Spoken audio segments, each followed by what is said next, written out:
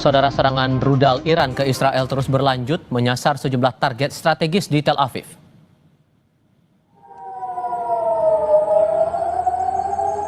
Sejumlah rudal balistik Iran kembali terlihat di wilayah udara Israel untuk merespons serangan Iran. Israel berupaya menembak jatuh rudal-rudal yang ditembakkan Iran. Sebelumnya, Garda Revolusi Iran memamerkan serangan rudal yang ditembakkan ke wilayah Israel.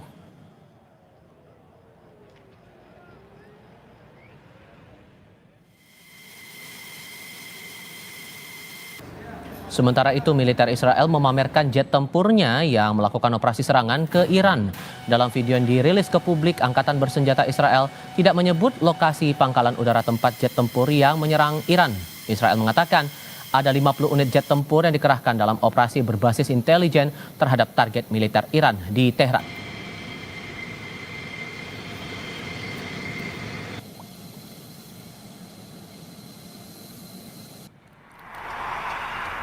Meningkatnya ketegangan Israel-Iran membuat Amerika Serikat menempatkan 4 unit pesawat angkut angkatan udara di sebuah bandara di luar kota Pafos, Siprus. Menteri Pertahanan Siprus mengatakan pesawat itu tiba di pangkalan angkatan udara setempat beberapa hari lalu. Diduga Amerika Serikat memindahkan 12 unit pesawat F-16 dari pangkalan Italia ke Prince Sultan di Arab Saudi. Amerika Serikat mengerahkan pesawat militer dan kapal perang ke sekitar Timur Tengah diduga untuk melindungi Israel dari serangan Iran. Sebelumnya Presiden Donald Trump meminta Tehran segera menyerah dan mengakhiri perang.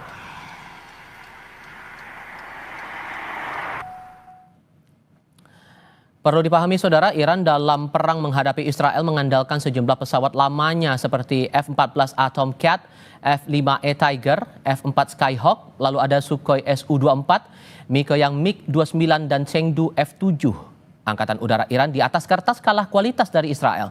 Pesawat tempur Iran sejauh ini hanya terdiri atas 2 generasi. Terdiri dari generasi di era kekuasaan Wangsa Pahlavi diperoleh dari Amerika Serikat. Kemudian di era pasca revolusi diisi oleh pesawat dari Rusia dan Tiongkok. Di sisi lain, kekuatan Angkatan Udara Israel diperkuat jet tempur pesawat F-35I, F-15 dan F-16 yang telah mengalami modifikasi. Untuk pesawat tempur, Israel disokong sepenuhnya oleh Amerika Serikat.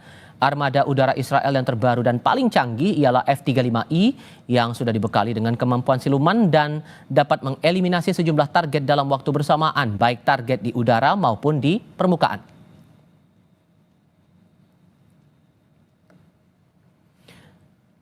Lalu sejauh mana publik bisa membaca peta kekuatan Iran versus Israel ini? Apakah kedua negara punya kekuatan cukup untuk berperang atau berhenti di meja perundingan? Kami akan bahas ini bersama pakar pertahanan yang juga mantan pilot F-16 Marsma TNI Purnawirawan Agung Sasongko Jati dan analis wilayah Timur Tengah Hasibullah Satrawi. Assalamualaikum, selamat sore dengan Tifal. Apa kabar semuanya? Baik, Mas Tifa. Selamat sore, Mas Agung. Terima kasih semua sudah bergabung bersama kami. Saya coba baca dulu soal peta kekuatan pertahanan dari kedua belah pihak ini, Pak Agung. Kalau melihat peta kekuatan udara dari Iran sendiri, hitam di atas putihnya tampak kalah saing dengan Israel. Menurut Anda ini masih cukup kuat tidak pertahanan untuk Iran? Kita bicara dulu. Sekarang ini, pada saat ini Israel telah memiliki keunggulan di udara, atau kita sebut dengan air superiority, sepenuhnya menguasai ruang udara di atas, minimal di atas Iran bagian barat. Namun tentu saja apakah yang menjadi tujuan dari keunggulan udara itu hanya untuk mengebom sasaran-sasaran berupa orang atau berupa tokoh atau berupa markas besar? Apakah sudah berhasil untuk mencapai sasarannya, yaitu pusat daripada pengayaan uranium daripada Iran, atau tersebarnya pengayaan, karena pengayaan jumlahnya banyak sekali ya, di atas 10.000. Apakah tujuan itu sudah tercapai? Karena tujuan utama daripada operasi kali ini adalah menghancurkan kapasitas atau kemampuan nuklir Iran, baik secara diplomasi atau secara militer. Itu kelihatannya belum tercapai pada saat ini. Oke, tapi dengan alat pertahanan yang sudah dimiliki oleh Iran saat ini ditambah dengan dinamika yang muncul sampai dengan sekarang, gejolak masih terjadi. Menurut Anda posisinya antara Iran dan Israel ini sama-sama imbang atau justru ada plus minusnya masing-masing? Masing-masing memiliki target yang berbeda ya, karena strategi yang digunakan oleh Israel itu sangat barat ya, sangat Clausewitz dan Gemini, mengarahkan kepada center of gravity atau center kekuatan. Nah, berdasarkan analisa mereka menganalisa kekuatan Iran terletak pada pimpinan perangnya, yaitu Garda Revolusi, kemudian beberapa mungkin sasaran seperti Kementerian Pertahanan dan beberapa objek-objek lain di bawah. Dengan cara ini mereka menganggap bahwa Iran akan menyerah atau Iran akan mengalah dalam perundingan, namun ternyata itu tidak terlalu akurat. Dan ternyata meskipun yang normalnya di negara lain itu membuat mereka lumpuh, justru Iran masih sanggup membalas dengan mengirimkan rudal yang meskipun mungkin hanya 10-20% masuk ke wilayah Israel, tapi cukup memberikan balasan yang membuat tentu ada masalah juga di Israel, kepercayaan pada pemerintah. Intinya menurut saya adalah strategi Israel dan Iran ini adalah strategi yang memang berlawanan.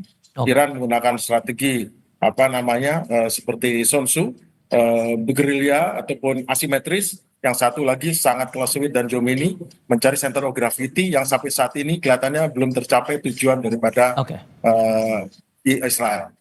Anda juga punya pengalaman membawa pesawat F-16 yang juga dimiliki oleh Israel. Kita juga tampilkan untuk alat pertahanan yang dimiliki oleh Israel sejauh ini. Sehingga kalau Anda membaca dinamika saat ini, apakah posisinya sekarang Israel diuntungkan secara pertahanan atau sebetulnya ada celah sendiri nih di tengah dinamika yang muncul sampai dengan sekarang, Pak Agung? Pesawat udara itu adalah alat untuk menyerang dan bertahan. Namun untuk menghadapi serangan yang menggunakan peluru kendali, apalagi kendali balistik yang menggunakan dua sistem booster sehingga bisa mencapai kecepatan hipersonik, maka pesawat terbang bukan alat terbaik untuk mencegahnya. Itu harus menggunakan dicegah dari awalnya atau di akhirnya betul-betul. Jadi satu rudal itu membutuhkan 2-3 alat penangkis. Dengan 2.000 rudal yang dimiliki oleh Iran, berarti harus ada 3.000 rudal penangkis. Nah, ini yang apakah cukup mempunyai persediaan rudal penangkis, itu yang jadi masalah besar. Jadi di bidang pertahanan kelihatan Israel juga nggak terlalu mampu untuk bertahan dari serangan rudal karena akhirnya tembus juga kan. Pak Hasib, begini, sudah ada perkembangan dari Amerika Serikat sudah menempatkan 4 pesawat angkut standby di Siprus sekarang kondisinya. Ditambah dengan kalau kita kaitkan dengan pernyataan Presiden Donald Trump sejauh ini dan G7 juga sudah menyuarakan pandangannya atas konflik Israel-Iran ini, sejauh mana ini akan berujung nanti? Ya, terima kasih Mas Agung. Saya di waktu yang cukup singkat ini, saya tetap ingin memulai dari empati kita semua kepada para korban dari kedua belah pihak, sembari berdoa semoga perang ini tidak berkelanjutan, menimbulkan penderitaan bagi kedua masyarakat sipil terutama. Mas Agung, Mas Tifa, kalau saya melihat dari perkembangan hari ke-7 ini, yang ditanyakan tadi, yang pertama memang di tingkat statement itu jauh lebih cooling down di hari ke-7, terutama kalau dibanding hari ke-6. Kita lihat dari ke-6 Presiden Trump terutama itu sampai pada tinggi-tingginya ancaman yang disampaikan.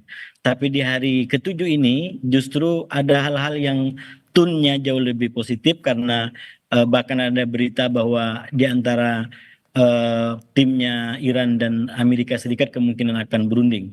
Itu di tingkat wacana ataupun pernyataan, dan memang per hari ke-7 ini Presiden Trump tidak mengambil kebijakan apakah akan bergabung dengan Israel atau tetap dalam posisi yang netral dan tanda kutip walaupun tetap lebih dekat ke Israel. Tapi di tingkat lapangan saya melihat justru ada agresivitas yang jauh lebih tinggi.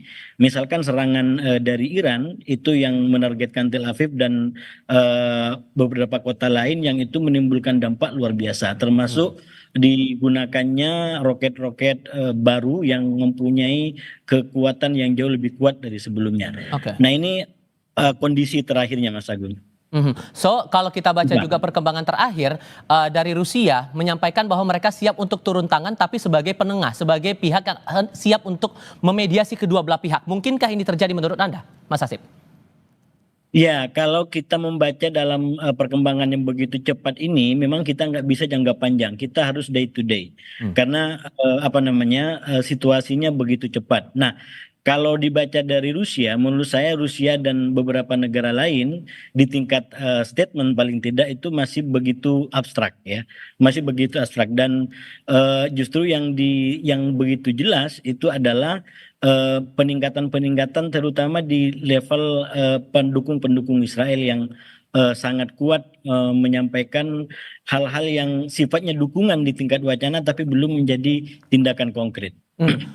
Pak Agung begini, Israel sempat mengklaim bahwa kekuatan udara Iran sudah dilumpuhkan. Sejauh pandangan Anda atau analisis Anda, apakah kekuatan udara Iran sudah segera habis kondisinya sekarang? Nah itu yang betul. Sorry, ke Pak Agung. Oke, silakan Pak Agung. Oh ya, siap, betul.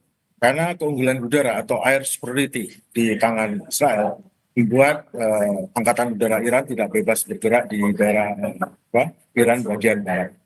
Namun kita perlu lihat ya bahwa apabila dua buah negara berhadapan, maka mereka menggunakan instrumen of national power ataupun instrumen kekuatan nasionalnya.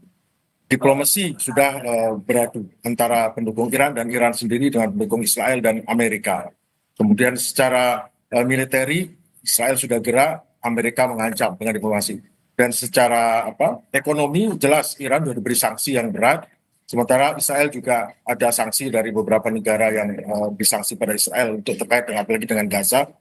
Namun sebuah ini baik instrumen ekonomi, instrumen militer dan instrumen diplomasi itu semua diliput oleh instrumen informasional. Instrumen informasional ataupun perang informasi ini yang membuat sesuatu yang kecil menjadi besar, yang besar dikecilkan. Nah sekarang kekuatan daripada perang informasi atau instrumen informasional ini yang sedang beradu. Nah, ini yang membuat opini publik menjadi berubah. Yang satu melaksanakan serangan dengan serangan informasi seperti ini, yang lain juga dan juga bertahan secara informasi, buzzer-buzzer berjalan. Nampaknya lihat di negara barat mereka selalu pro dan mengurangi, kelihatan Iran kurang, Israel besar. Kemudian sebaliknya pendukung Iran membuat sana kelihatan Israel tidak terlalu sukses, Iran sanggup bertahan. Bahkan bertahannya Iran, serangan Iran yang sukses 10-20% itu seolah-olah 100%. Sementara Israel yang menyerang mungkin cuma 50% jadi 100%. Akhirnya kita bisa melihat bahwa ini tetap bahwa diplomasi dan perang, semua komponen itu adalah hanya bergantian. Jadi militer dan diplomasi itu hanya bergantian cara. Karena memang perang itu alat sah untuk menyelesaikan konflik. Oke. Gitu. Sehingga Mas Hasib, karena dua-dua pihak ini saling menganggap satu sama lain sebagai musuh, apakah ini posisinya akan semuanya selesai dalam masa perang seperti ini atau justru bisa selesai lewat perundingan menurut Anda? Ada pihak yang menjadi penengah di sini menurut Anda?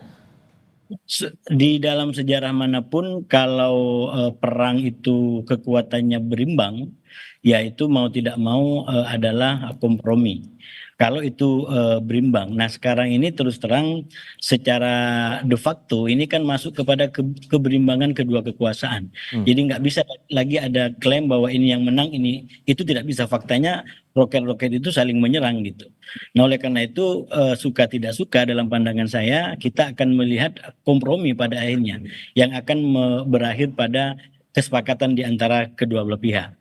Dan itu kita nggak bisa memprediksikan kapan dan seberapa dekat atau seberapa lama lagi. Tapi kalau terus begini, walaupun secara politik dengan imbang ini Iran yang dimenangkan. Karena Iran menjadi penyeimbang baru, penguasa baru, dan kekuatan baru di Timur Tengah. Tapi secara fakta lapangan, peperangan tetap aja kalau berimbang begini, maka harus berakhir di perundingan. Demikian.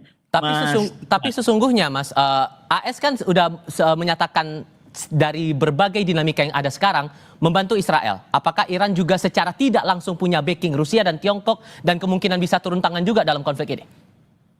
Nah itu yang berbeda menurut saya. Pendukung Iran ini agak lebih hati-hati daripada pendukung Israel. Pendukung Israel, Amerika itu walaupun faktanya di lapangan nggak melakukan sesuatu, tapi statement sangat dekat gitu. Tapi Iran menurut saya sejauh ini tidak terlalu mendapatkan dukungan yang dekat daripada negara-negara ini. Walaupun Iran sendiri mengatakan kami nggak akan pernah mengandalkan siapapun, kami akan berjuang dengan diri kami sendiri.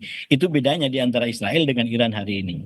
Oke, Pak Agung, kalau melihat tadi kan sudah sempat singgung soal kekuatan Iran. Bagaimana dengan Israel? Kemungkinan mereka akan bertahan dengan kondisi pertahanan mereka saat ini di tengah konflik yang masih berjalan sekarang ini, kemungkinannya gimana?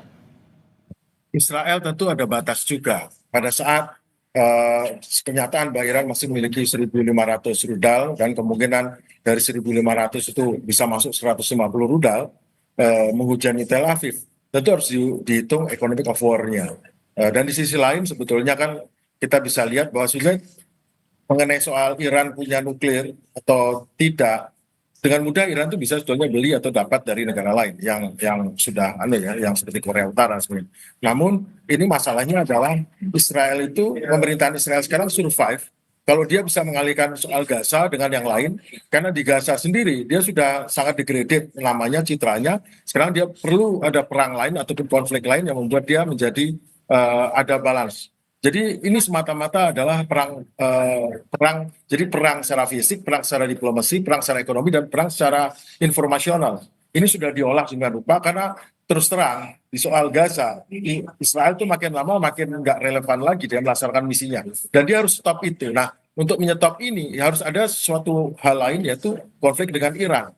Karena sesungguhnya inti daripada persoalannya adalah menyelamatkan rezim Netanyahu harus diselamatkan, dan juga di selain Iran bukan sekedar untuk harga diri negara, tapi rezim yang ada sekarang juga harus menyelamatkan diri dengan bagaimana cara terbaik untuk mengatasi problem ini dengan militer, dengan diplomasi, dengan apa, sehingga dia oke di mata rakyatnya. Sama juga Netanyahu. Kalau Netanyahu masalahnya adalah lebih besar lagi, dia bukan hanya oke di mata rakyatnya, juga oke di mata dunia. Sebetulnya terus terang dari segi strategik Israel itu agak di bawah ini, dia agak sangat, karena genocide, pembantian orang itu kejahatan internasional dan itu tidak akan dilupakan. Citra Israel sebagai kumpulan orang-orang yang tertindas dalam Perang Dunia Kedua sekarang sudah berubah menjadi citra betul-betul tangan kanan penjajah, mewakili kolonialisme, mewakili kapitalisme, dan yang buruk-buruk ada di situ. Kalau Anda membaca sendiri, Pak Agung, kemungkinan negara lain ikut turun tangan dalam konflik ini seberapa besar dengan banyak pernyataan sana-sini yang muncul? Kemungkinan eskalasi bakal lebih besar, apakah akan terjadi dalam waktu dekat? Membaca pernyataannya saja dulu sekarang. War of attrition, perang atrisi. Pada saat perang besar sudah lewat, maka ada perang atrisi, perang gerilya atau perang ini. Sekarang diam-diam mungkin ada yang belum tahu ya, dari Pakistan sudah nyebrang itu peralatan senjata. Dan apakah kebebasan dari ruang udara bagi pesawat Israel itu akan bertahan selamanya? Belum tentu. Karena bisa saja secara diam-diam menyelundupkan 1, 2, 3 rudal ataupun peralatan sistem pertahanan udara yang dipasang di Irak, yang tahu-tahu secara diam-diam ditembakkan pesawat Israel. Pesawat Israel jatuh 3, 4, 5, 6 itu sudah merupakan kekalahan besar. Meskipun dia bisa menghancurkan 50 pesawat lawan, tapi dia jatuh 5 saja itu sudah masalah. Karena Israel terkenal sangat melindungi warganya, sangat ahli, sangat pintar, sangat cerdik. Tetapi kan sekarang sudah berubah itu. Dia ternyata nggak sehebat itu, nggak sebaik itu, nggak seideal itu, nggak secanggih itu juga. Ternyata bisa dihajar oleh Iran, yang Iran tanpa ragu-ragu menyerang Israel dan tanpa ragu menyerang pangkalan udara Amerika loh. Iran tuh dengan beraninya dan tidak takut. Nah, ini kekuatan baru di dunia, di Timur Tengah. Mas Hasib, saya harus singgung lagi masalah pesawat, 4 pesawat angkut angkatan udara dari Amerika Serikat yang masih standby di Cyprus. Sehingga kemungkinan skenario apa yang perlu diantisipasi membaca kondisi yang ada sekarang ini? Iya, sekali lagi penentunya menurut saya adalah Amerika Serikat, terutama Presiden Donald Trump. Walaupun Donald Trump ini kan sebenarnya sekarang terjebak di antara komitmen dia untuk menjadi sebagai tokoh perdamaian, ingin menyelesaikan perang-perang yang sudah ada, mengingat perang-perang ini sudah terjadi sebelum dia menjabat, atau dia justru kembali kepada kebiasaannya menyerang gitu. Nah, ini yang menurut saya selain soal kepentingan ekonomi, bacaan-bacaannya ya, Amerika ada trauma tersendiri dengan perang lama yang diciptakan katakanlah di Irak, di Afghanistan, dan itu menimbulkan dampak ekonomi yang tidak ringan. Nah, saya melihat inilah yang kemudian besar kemungkinan menjadi faktor Amerika dan terutama Presiden Trump sampai sekarang masih ragu apakah akan bergabung atau justru menjadi penengah untuk menyelesaikan perang ini dan sekaligus tiket menuju Nobel perdamaian yang diinginkan oleh ragunya lebih kecenderungan ke arah mana, Mas Hasib? Mas Hasib? Ya. Keraguan Anda itu lebih ke arah mana? Apakah aspek ekonomi yang juga dipertimbangkan, aspek politik, atau ada faktor lain sesungguhnya di sini?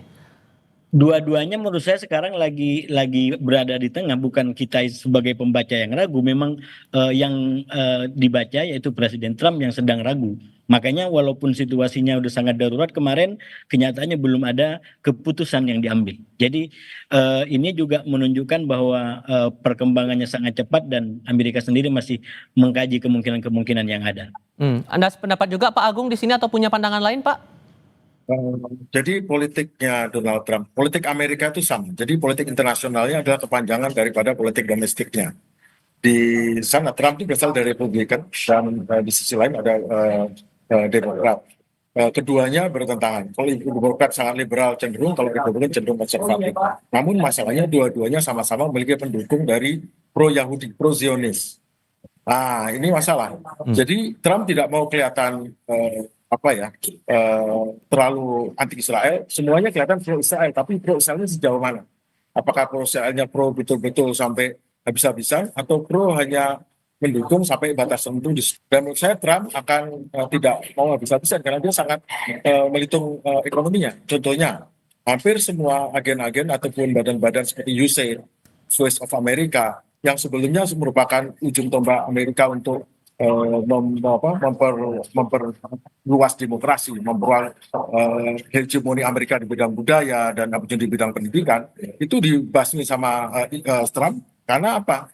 Karena meskipun mereka menjadi tulang punggungnya Amerika untuk menghegemoni dunia di luar militer, namun di sisi lain itu juga menyebabkan liberalisme yang akibatnya membuat orang malah cenderung pro demokrat yang tidak liberal. Jadi dia mau itu tetap konservatif, tidak jadi demokrat, tidak menawarkan LGBT dan lain sebagainya. Jadi ada pertempuran domestik juga. Jadi kita nggak bisa melihat Amerika mendukung Israel karena pro Israel, tidak. Itu mendukung Israel karena kaitannya ada politik dalam negeri Amerika yang terkait dengan simpati Israel. Dengan gejolak yang masih tinggi sampai sekarang, Mas Hasib, sesungguhnya Indonesia punya peran yang cukup strategis tidak? Mengingat posisi kita kan politik bebas aktif untuk masalah diplomatik atau luar negeri ini, apakah memungkinkan posisi kita untuk menjadi penengah di sini? Iya, kalau kita lihat peran kita dan keadaan kita sekarang sebetulnya belum bisa mampu optimal sebagai penengah. Jadi paling tidak saya sampaikan kemarin di Kompas juga, itu kita kasih masukan agar perang ini tidak berkelanjutan, mengantisipasi dampak ekonominya. Justru yang paling penting bagi kita adalah konsisten dengan agenda politik luar negeri kita, mendukung kemerdekaan Palestina. Jadi jangan terbawa dengan agendanya Netanyahu dengan menyerang Iran. Semuanya kita bicara Iran, Palestina, Gaza jarang diliput. Nah, menurut saya kementerian kita harus fokus pada kemerdekaan Palestina, dukungan terhadap Gaza, apapun yang dilakukan oleh Netanyahu dengan Iran. Nah, itu artinya kita konsisten dengan agenda kebijakan politik luar negeri kita. Itu yang paling strategis menurut saya, Mas Tiba. Pak Agung, Anda punya pendapat lain di sini, posisi kita untuk menengahi konflik ini memungkinkan atau tidak? Indonesia bisa berperan dengan menggalang kita punya peran, kita ikut BRICS, kita ikut ASEAN. Indonesia sebagai pimpinan di negara ASEAN, itu pun negara terbesar di Asia Tenggara, bisa memberikan pendapatnya terkait ini.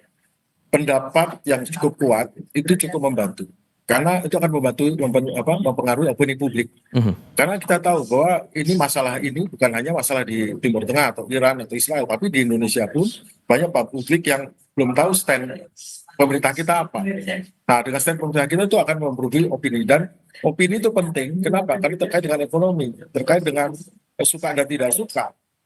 Nah, sekarang yang penting adalah kita tetap harus mendukung Palestina. Dan untuk itu harus jelas itu. Kita harus ucapkan statement mendukung Palestina. Saya setuju dengan beliau bahwa Kementerian Luar Negeri kita ataupun kementerian lainnya harus jelas itu tegas mendukung Palestina. Dan kebetulan pada saat ini Palestina itu sudah dekat merdeka loh. Justru malah apa yang dikerjakan Israel malah membuat Palestina makin dekat dengan kemerdekaan. Oke. Ada sependapat juga ya Mas Hasib soal ini? Iya, menurut saya memang harus begitu cara kita bekerja. Jadi harus konsisten dengan kebijakan politik luar negerinya gitu, dan ke dalam jalan lebih kuat. Ya. Oke, Pak Hasibullah Satrawi dan Pak Agung, terima kasih banyak sudah berbagi pandangan bersama kami. Assalamualaikum, selamat sore semuanya. Waalaikumsalam.